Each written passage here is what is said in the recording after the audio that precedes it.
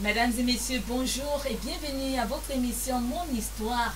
Aujourd'hui, nous parlons d'une histoire palpitante, mère d'enfant, révoquée de ses fonctions et même humiliée. Et au moment où les choses semblaient aller bien, c'était le coup fatal. Mais comme Dieu sait faire ces choses, il a suscité pour elle un aide de destin, celui par qui il a opéré un remaniement spirituel et le reste, ce n'est qu'histoire. Voici pour vous le témoignage de Régine. Bonjour madame. Bonjour. Bienvenue sur notre plateau de Mon Histoire. Merci, je suis honorée d'être là, de venir raconter mon histoire à tout le monde. Le plaisir est partagé. Alors madame Régine, vous êtes fonctionnaire. Oui, effectivement, fonctionnaire de police. D'accord. Alors, quelle est donc votre histoire? Est-ce que vous pouvez nous raconter l'histoire derrière votre témoignage? D'accord. En fait, je suis entrée à la police en 2010 et entre-temps, bon, je vivais en couple avec un monsieur et nous avons eu des enfants. J'ai reçu beaucoup de combats venant de ma famille déjà parce que je suis la première fille fonctionnaire de ma famille, dernière née. Et le combat commençait par là. Ensuite, venant de mon conjoint qui ne voulait pas que je travaille carrément, il voulait que je sois la femme au foyer. Et du coup, le Seigneur a ouvert la porte de la police. À ma 6e année, pendant ma fonction, j'avais été affectée dans un service financier comme bietteur. Et il y a eu défaillance de bons de caisse, de 9 bons de caisse qui faisaient une somme de 900 000. Bon, pour couvrir l'affaire, pour que je ne sois pas butée dans mon service, que je ne sois pas punie, j'ai remboursé les 900 000 rapidement, mais ça n'a pas été suffisant. Ma hiérarchie m'a envoyé en prison. Donc j'ai fait 7 mois de prison à la prison centrale. Par la suite, je suis sortie, j'ai repris le service normalement. Mais on m'avait sanctionné, on m'avait suspendu le salaire. Sur les documents, c'était une suspension de 6 mois. Mais je vous assure, j'ai fait 4 ans sans salaire. Donc, pendant ce temps, comment est-ce que vous viviez? Vous êtes mère d'enfants, vous et vos enfants, vous viviez comment? Oui, vraiment, c'était la disette. C'était pas facile, c'était la mer à boire. Je ne souhaiterais vraiment ça à personne. J'ai habité dans des chantiers où des gens me donnaient, c'était une aide. Je viens d'abord rester ici avec les enfants, avec le matériel. Parfois, il arrivait que quand je sors de là en tenue, les gens s'arrêtaient pour demander, mais c'est un haut gradé qui sort là dans un endroit pareil. Vraiment, c'était pas évident. Il m'arrivait même d'entrer dans les champs. Là, on va tous se dire, d'entrer dans les champs des gens pour aller déterrer du manioc pour essayer de nourrir les enfants. Et à l'époque, j'avais un bébé, j'allaitais. Vous pouvez, pour certaines des femmes qui allaitent, elles peuvent connaître ce que c'est. Pour une femme qui allaite, c'est pas pour, il faut qu'elle se nourrisse. Il fallait que j'entre dans les champs pour déterrer, pour couper les légumes et tout ça pour préparer.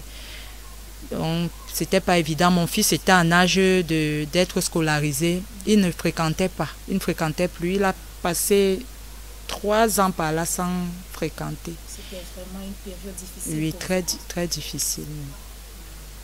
Mais il s'est quand même passé quelque chose qui a quand même apaisé votre situation. Oui, c'est en ce moment-là que bon, j'ai connu. Il y avait une campagne d'évangélisation qui se passait. Franchement, en cette époque, j'avais besoin de Dieu. J'ai marché. Vous aviez vraiment besoin de Dieu? Oui, j'ai marché, je cherchais Dieu. Je ne trouvais Dieu nulle part. Il vous a quand même orienté vers son nom, vers une personne? Oui, il y a une dame au quartier que je ne connaissais pas qui était venue frapper à ma porte. Elle, lors d'une campagne d'évangélisation, Elle m'a évangélisé avec ma famille. Et je n'ai pas hésité, vraiment, je me suis accrochée. La semaine, le dimanche d'après, j'étais dans le car pour Living Water, pour la cathédrale des signes et des prodiges. Wow. Donc c'est comme ça donc, que vous avez connu donc, la cathédrale des signes et des prodiges. Exactement. Et le prophète Samuel. Exactement. Voilà. Donc quand je suis arrivée là, j'étais l'ombre de moi. C'est parce que si je savais que ce moment-ci, j'allais être comme ça à ce moment-ci, je m'aurais filmé et gardé la photo. J'étais l'ombre de moi. Et je ne ressemblais à rien. Je venais souvent même en babouche à l'église. Et quand je suis arrivée à la fin, le premier jour, étant donné que le prophète reçoit souvent les nouvelles personnes, on m'a conduit vers lui. J'ai briefé ma situation. Il a parlé, il m'a donné des paroles de réconfort. Par la suite, il m'a dit, bref, il m'a donné des paroles de réconfort. Il m'a rendu ministère. Tous les dimanches, je venais. Tous les dimanches, je venais. Jusqu'à ce qu'un dimanche, pendant que j'étais assise là, le prophète est venu vers moi et a dit, le Seigneur te restaure. Wow. Bon, j'étais surprise. J'étais surprise, je savais de quoi il parlait. C'est vrai que j'avais ma situation de salaire bloquée. Les dossiers n'avançaient carrément pas. J'avais déposé les dossiers partout, ça n'avançait pas aux finances. On me demandait même de l'argent, je m'endettais pour donner, ça n'avançait pas. Jusqu'à ce que quand le prophète a donné cette parole, un mois plus tard, jour pour jour, on m'appelle comme ça pour me dire que ton rappel est mis sur pied et ton salaire également. Wow. C'est comme ça que... Ce rappel depuis... de 4 ans. Oui, même comme on ne m'avait pas rappelé les 4 ans. Bon, mais on m'avait rappelé quand même sur quelque chose et le salaire a commencé à passer. Okay. Et en plus, j'étais surendettée. Je veux réitérer ce domaine-là. Cet argent était vraiment destiné. J'ai remboursé beaucoup plus les dettes. Oui. Mais lorsque le prophète a relâché cette parole, je peux dire cette prophétie, est-ce que vous aviez vraiment cru à ce qu'il disait? Est-ce que dans votre âme, est-ce que intérieurement vous étiez vraiment convaincu que cela allait se manifester, qu'il y avait une possibilité que cela se réalise? C'est vrai que, bon, pour dire vrai, je n'y croyais pas. Parce que la manière avec laquelle j'avais à trimer 6 mois de sanction à 4 ans, je me disais que peut-être même on devait seulement me prendre en sorte, mais pas me donner un rappel. Oui, pas me donner un rappel. Et donc, les choses semblaient aller bien à ce moment-là. Les choses semblaient aller bien. Exactement. Vous aviez eu votre rappel, tout semblait aller normalement. Vous semblait suivre son cours normal. Oui, j'ai quitté le chantier pour une location, un bel appartement et tout ça. Donc tout était bien, tout était parfait, tout allait bien. Oui. Et qu'est-ce qui s'est passé par la suite? Pendant que, entre-temps, j'avais intégré le service de l'église. J'ai intégré le service subitement en 2023, après une traversée en janvier. Mon chef, je travaillais pas ce jour, m'a appelé. Un jour ordinaire, il me demande de passer à son bureau. Quand j'arrive à son bureau, il a commencé à me donner les paroles de réconfort. J'ai senti que quelque chose n'allait pas. Juste après, il m'a sorti l'arrêté de révocation, me disant que j'avais été révoquée depuis 3 ans même. Donc, depuis 3 ans, je ne devais même plus être dans le corps de la police. Mais pourtant, vous aviez été appelé, réintégré, écrit, signé. Un rappel avec un rappel. Qui s'en est suivi. Exactement. Je ne comprenais rien. Lui non plus ne comprenait rien. Après, il m'a posé 1001 questions. Il m'a dit si je pouvais aller au village. Bref, il a essayé de me réconforter à son niveau. Sur le coup, on a délégué des éléments pour me raccompagner chez moi, pour prendre tout ce qui concernait la police. Tout, les tenues, tout, même ce que... même ce que je pouvais acheter avec mon argent pour être propre et tout. Ils ont pris tout. Chaussures, habits, tout. Tout équipement, exactement, toute la dotation de la police. Donc, je n'y croyais pas. Les enfants ont même commencé à pleurer parce que je restais avec ma petite soeur. Elle pleurait. Je ne voulais pas attirer l'attention des voisins, mais c'était flagrant vu que c'était une tristesse à ne pas cacher. Non, c'était ça. Tout semblait aller bien jusqu'à ce que le coup fatal arrive. J'ai continué, je suis venue voir le prophète Lanty, je lui ai fait part de la situation.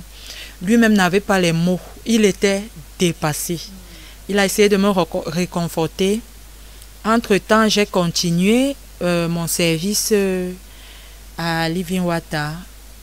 Je vous assure, j'ai reçu les moqueries de ma famille, de mes proches. C'était horrible.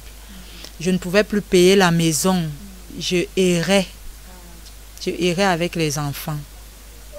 Vous avez eu la perte de votre travail une première fois. Oui. Vous avez eu la perte de votre travail une seconde fois. Vous pouvez vraiment nous expliquer comment est-ce que vous avez eu la perte de ce travail cette deuxième fois? Moi-même, je ne peux pas. Je ne sais pas. Parce que dans les normes, ça ne se fait pas.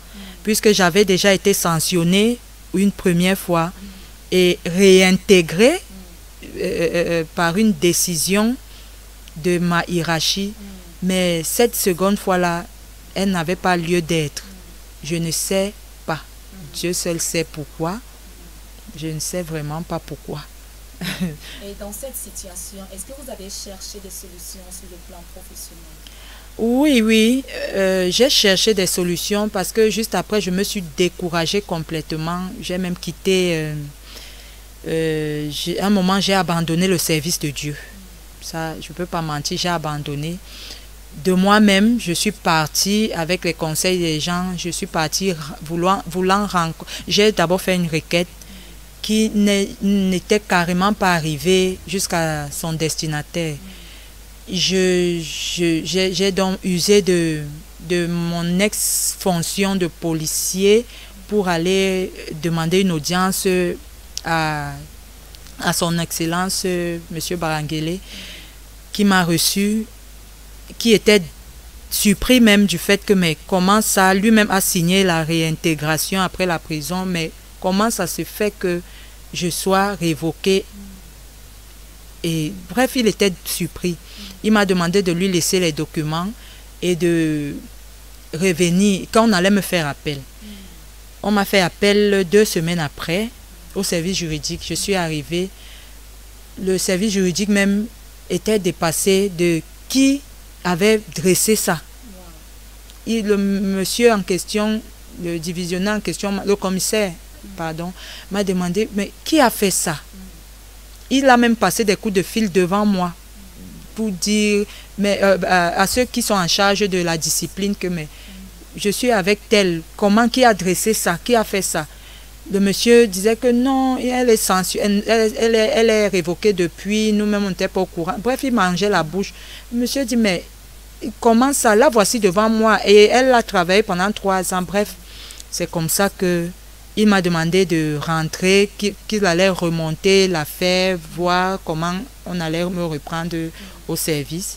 Je suis rentrée avec la joie, sachant que le problème, ça va déjà, jusqu'à ce que 2 autres semaines après, on m'appelle du service au service du courrier de la DGSN.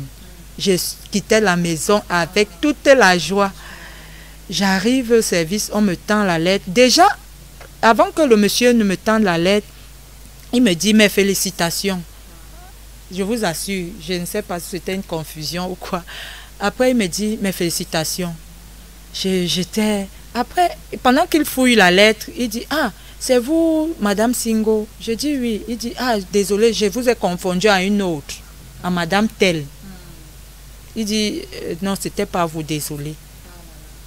il a ouvert la lettre, il dit, bon, peut-être pour une prochaine fois. J'ai ouvert, j'ai lu, c'était écrit. Mes arguments n'ont pas été solides pour qu'on puisse me reprendre à la DGSN. Mon Dieu, quel coup dur, vraiment. Ça a dû être vraiment un coup pour Ah, vous. ça, vraiment, je n'ai rien compris cette fois-là encore. Rien du tout. J'étais entre le ciel et la terre comme si je flottais.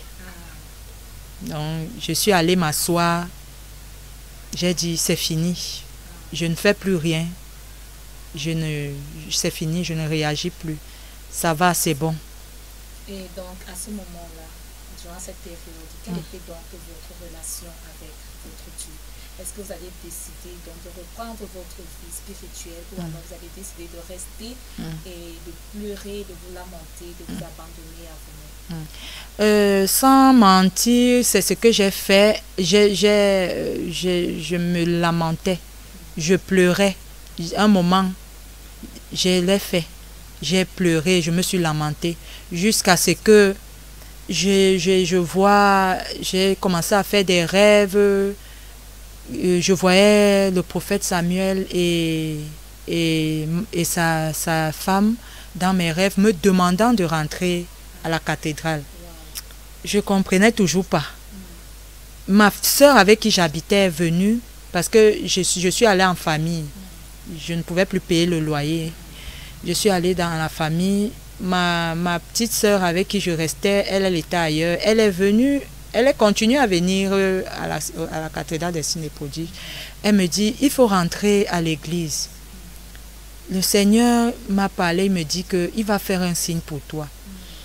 Bon, vu que je n'allais nulle part, j'ai dit, bon, c'est vrai aussi, Seigneur, peut-être je vais forcer quelque chose qui n'est pas ma part. Il vaut mieux que je rentre dans mon ancien poste. C'est comme ça que j'ai décidé de rentrer à la cathédrale des signes et des prodiges. Ce jour-là, je vous assure, pendant que j'étais assise, je regardais longuement le prophète avec une douleur, genre comme si je l'avais trahi. Je disais, mais pourquoi je ressens ça? Je disais non. À un moment, j'ai même voulu aller m'agenouiller devant lui pendant qu'il était en pleine homélie. Mais je m'arrêtais de ne pas le faire. À la fin du culte, je suis allée vers lui pour le saluer. Je me suis mise à genoux et en sanglots. Il m'a relevée. Il m'a dit, ma fille, tu es où depuis? Il faut que je te voie. Cherche-moi en semaine. C'est ce que j'ai fait. C'était en novembre dernier. Je suis passée peut-être 2 ou 3 fois. Il n'y avait pas moyen de rencontrer papa Lonsi. Il n'y avait pas moyen. Il y avait tellement de monde. J'ai dit non. Je fais comme si je suis nouvelle à l'église. J'ai décidé de reprendre ma communion avec Dieu. Ce n'est pas avec le prophète. C'est avec mon Dieu. Alors, je me remets dans le service de Dieu. Chose que j'ai faite. Je me suis lancée dans le service de Dieu. Je suis rentrée dans mon département. J'étais dans les mouvements de croisade et tout. Il faut rappeler ici que vous êtes dans le département d'accueil. Vous êtes des huissiers, exactement. Donc, je me suis remis dans le service et tout et tout. Je me suis ressentie vivre. Je me suis ressentie vivre. D'accord. Donc, vous avez repris votre service. Exactement. Vous êtes devenu un chrétien fidèle. Oui, oui. D'accord. Oui. Et lors d'un culte, parce que nous avons appris lors d'un culte, vous êtes retourné à l'Ébémota. Oui. Lors d'un culte, il s'est passé quelque chose. L'homme de Dieu a relâché une parole et vous l'avez saisi. Oui, exactement. Le premier dimanche du mois de janvier, toujours janvier là, le mois où on m'a révoqué, de 2025, pendant que j'étais dans le service, le prophète a lâché une parole disant que Dieu lui montre une dame qui souffre depuis des années et il voit un monsieur venir de nulle part, venant prendre son dossier et partir avec loin en haut. Quand il a lâché cette parole, je vous assure, je suis tombée sous le coup de l'onction.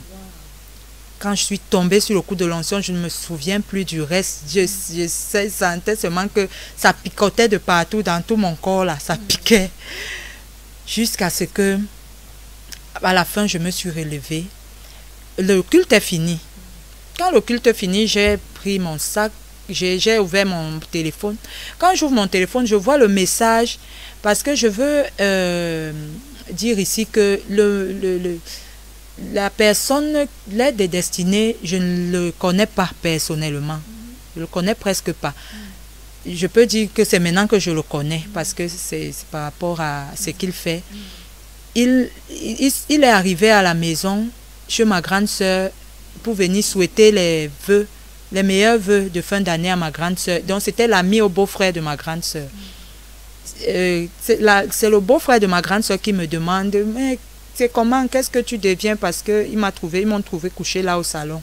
C'est lui qui me demande, le beau-frère à ma grande sœur qui demande, qu'est-ce que tu deviens, mais qu'est-ce que tu fais là et tout. Tu travailles où maintenant? Bon, je n'ai pas voulu lui cacher, lui mentir. J'ai dit non, je ne travaille plus, voici le problème que j'ai. Son ami, ça a attiré l'attention de son ami. Son ami dit, mais c'est impossible, j'entre, je sors chez vous là-bas, la DGSN, comme si c'est ma chambre. Non, dès que les fêtes finissent, je vais prendre ton dossier. C'est comme ça qu'on a échangé de numéros. Il ne m'a plus fait signe. Jusqu'à ce que le dimanche où papa relâche la parole de prophétie, après le culte, je prends mon téléphone, je constate que il m'a écrit sur WhatsApp me disant qu'il est en train d'arriver à la maison pour prendre mon dossier. Wow. Wow. Je lui dis, non, je ne suis pas à la maison, je suis à l'église. Il me dit, l'église c'est où? Je lui dis, à TKC. Quand je lui dis TKC, il me dit, il arrive. Il me dit, il est à TKC. J'ai dit, vite comme ça, des sources pour TKC, tu es à quel niveau? Moi, je suis sortie pour le Carrefour. Il me dit, je suis au Carrefour TKC. J'ai cherché, je ne l'ai pas vu. Je lui dis, quel TKC? C'est là où il me dit, lui, là, en TKC Mvogada. J'ai dit, non, c'est à Mendong, à Mendong, la TKC Mendong. Bref, j'ai indiqué. C'est comme ça qu'il me dit, ok, je viens te chercher. Il est venu me chercher avec son véhicule ici à l'entrée. Nous sommes partis. C'est ce que Dieu peut faire. Hein? C'est ce que Jésus peut faire. Exactement. Wow. Nous sommes partis. Je lui ai remis les documents. La semaine, parce que c'était un dimanche, la même semaine, le vendredi, qui a suivi la semaine, il me dit, c'est bon, ton document, parce que le document est parti, les documents sont partis à la présidence. Il me dit, tes documents sont rentrés de la présidence. Voilà, on voudrait que tu reprennes le service. Mais là, moi, je ne veux pas. Parce que ma hiérarchie même m'a fait appel pour que je prenne le service. Et lui, il ne voulait pas. Il m'a dit non. Il ne veut pas que je prenne parce qu'il voulait que je reprenne le service avec mon ancien galon, avec mon ancien statut. Il a dit non. Il ne sait pas, ça va, l'administration est lente. Il voudrait que tout se passe normalement et dans les normes. Il voudrait que qu'on me fasse une reconstitution de carrière en bonne et due forme. Je reprends le service avec tout ce qui m'est de droit, côté financier, côté grade et tout. Moi-même, avec ce qu'il m'a proposé, il m'a dit, j'ai dit oui, c'est vrai. Et mes chefs étaient aussi d'accord par la suite. C'est comme ça que les choses sont allées. Dieu a effectivement suscité votre aide de destin spirituel, qui est le prophète Samuel Lonti. À travers lui, donc, il a déclenché la situation afin de rendre toute impossibilité possible. Alors, il n'y a rien que Dieu ne puisse faire. Et ça, c'est vrai. Alors, quelqu'un est venu vers vous, quelqu'un dont vous ne connaissez même pas. On même a relâché une parole prophétique. Vous avez saisi cette parole. Vous êtes même tombé sous l'onction. Exactement. Et quelques heures après, juste quelques heures après, cela s'est réalisé. Exactement. Wow. Et aujourd'hui, Dieu a pris le contrôle. Oui. Donc, vous dites que ça fait combien d'années déjà de cela? Ça fait 2 ans que j'étais au chômage. Okay. Ça faisait 2 ans. Je ne travaillais plus. D'accord. cœur. Et aujourd'hui, vous êtes bien engagé dans le service de Dieu. Ah, ça, franchement engagé. Jusqu'aux cheveux, jusqu'au bout des ongles. Il n'y a plus de retour. Non, non, il n'y a plus de il y a retour. Plus de porte de sortie. Ah, même pas. Il y a juste les portes d'entrée. Pour tomber encore, non, ça. D'accord. Au-delà de votre vie professionnelle, qu'est-ce que Dieu a fait de plus dans votre vie? Bon, au-delà... Donc, depuis que vous êtes à la cathédrale ici, au-delà de votre vie professionnelle, ok. Qu'est-ce que vous avez expérimenté d'autres? Oui, j'ai mûri spirituellement. J'ai beaucoup mûri spirituellement. Je constate de jour en jour que je ne suis plus la même dans beaucoup de certains comportements que j'avais quand je n'étais pas à Living Water. Et j'ai constaté, j'avais beaucoup de rejet de la part venant des gens. Mais au contraire, ce sont des gens qui viennent vers moi. Ce sont des gens qui viennent vers moi. La preuve par rapport à ce que, du fait que le monsieur est venu vers moi pour m'aider par rapport à ma situation de travail. Donc, j'ai beaucoup d'ouverture, beaucoup. Donc, je suis mûre spirituellement. Wow, gloire à Dieu. Amen. Alors, Madame Régine, beaucoup de téléspectateurs sont scotchés, ils vous regardent en ce moment. Alors, quel message, quel conseil pouvez-vous leur donner avant de quitter ce plateau? Oui, le conseil que je peux donner à mes frères et à mes sœurs, c'est de s'accrocher et d'obéir. C'est quand vous essayez de prendre des initiatives de vous-même pour gérer un cas, votre cas, et que ça ne marche pas, tournez-vous vers le Seigneur, surtout vers son service. Dites-vous que, Seigneur, si c'est que je suis en vie, c'est que tu voudrais que je te serve. Alors, à travers ça, je te laisse cette situation parce que moi, j'ai constaté que le Seigneur m'avait déjà béni. Mais en m'éloignant de lui, de son service, je m'éloignais de ma destinée. Alors, c'est quand je me suis reconnectée dans le service, je me suis reconnectée avec ma destinée et tout est allé. C'est la même chose que je demande aux téléspectateurs, de rester connectés dans le service du Seigneur. Laissez le Seigneur faire et vous verrez, comme vous faites pour lui, il fera pour vous. Amen. Amen. Et Dieu est le maître de temps et de circonstances. Exactement. Alors, merci beaucoup à vous, Madame Régine. Merci également. Partager ce témoignage. Le plaisir est partagé. Je crois que quelqu'un a été béni ce jour. Ah oui, votre témoignage a certainement touché une vie. C'est en train de transformer des vies en ce moment. Et Dieu l'a fait pour vous. Il a suscité son prophète. Il a suscité un homme oint, le prophète Samuel Lanty, son église, la cathédrale des signes et prodiges. Et surtout, quand vous cassé, on opère des choses qui semblent même impossibles, mais à travers lui, Dieu les rend possibles. Alors n'hésitez pas de le rejoindre chaque dimanche à la cathédrale des signes et prodiges. Merci également à vous, chers téléspectateurs, de nous avoir suivis. On se donne rendez-vous à très bientôt pour une autre édition de Mon Histoire. Restez bénis. Shalom.